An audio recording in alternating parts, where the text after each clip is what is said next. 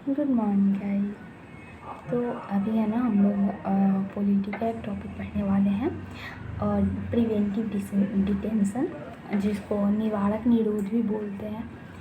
ठीक है, तो चलिए स्टार्ट करते हैं।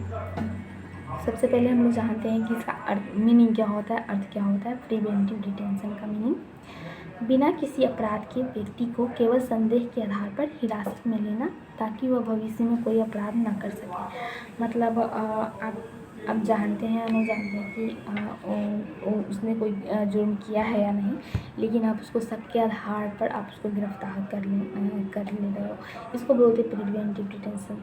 तो आपको इस पर शक है और आपने उसको गिरफ्तार कर लिया ताकि भविष्य में वो कोई ऐसा गलती ना करे इस वजह से। ठीक है, इसको बोलते हैं प्रिवेंटिव डिटेंशन। ठीक है, भारतीय संविधान के अनुच्छेद 32, जिसको आर्टिकल 22 कहते हैं, में निवारक निरोध का प्रावधान है। ये जो प्रिवेंटिव डिटेंशन है, इसका प्रावधान की कौन से आर्टिकल में है? आर्टिकल 22 में। ओके, इसमें कोई व्यक्ति अधिकतम 3 महीने यानी 90 दिन तक बिना मुकदमे की हिरासत में रखा जा सकता है। मतलब कि जो भी व्यक्ति गिरफ्तार होगा उसको 90 दिन तक बिना मुकदमा उस पर चलाएंगे, हिरासत में रखेंगे सिर्फ क्या बोलते हैं, शक के आधार पे। ठीक है, उस पर कोई मुकदमा नहीं चलेगा।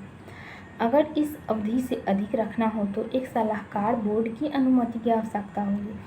अब आपका शक नहीं दूर हुआ है, 90 दिन आप रख लिए हो लेकिन आपका शक दूर नहीं हुआ है, तो आपको उससे ज़्यादा दिन तक उसको रखना है, तो आपको एक जो है सलाहकार बोर्ड की अनुमति लेना पड़ेगा। ठीक है, राष्ट्रीय सुरक्षा, सार्वजनिक व्यवस्था, देश की संप्रभुता और अखंडता की रक्षा के लिए। ठीक है, ये क्यों किया जाता है प्रिवेंटिव डिटेंशन?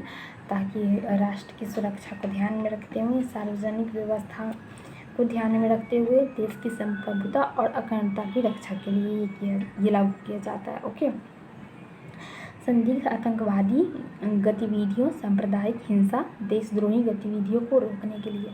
अब बहुत सारे होते हैं जो संदिग्ध आतंकवादी छुपे हुए रहते हैं, नॉर्मल आदमी बन के।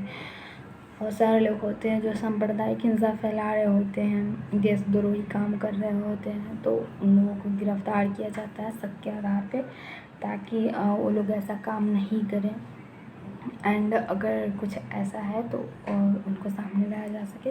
तो ये सिर्फ शक के आधार पर होता है, इसलिए इसको प्रिवेंटिव डिटेंशन बोला जाता है। प्रिवेंटिव डिटेंशन का मतलब हुआ कि कोई अपराध रोकने से पहले कोई कदम उठाना है। ठीक है।